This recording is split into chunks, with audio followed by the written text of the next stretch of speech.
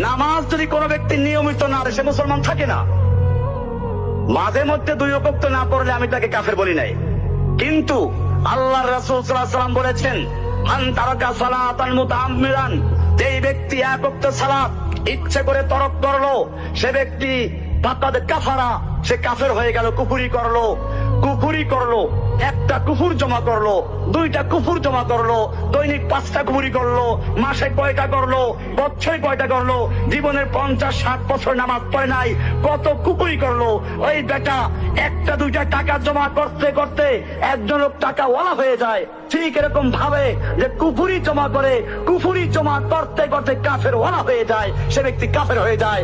ওর বউ যদি নামাজ পড়ে ও বেনামাজি হয়, বিয়া থাকবে না, মরলে পরে জানাজা হবে না, মুসলিমের জন্য জানাজা, ওর জন্য জানাজা নাই।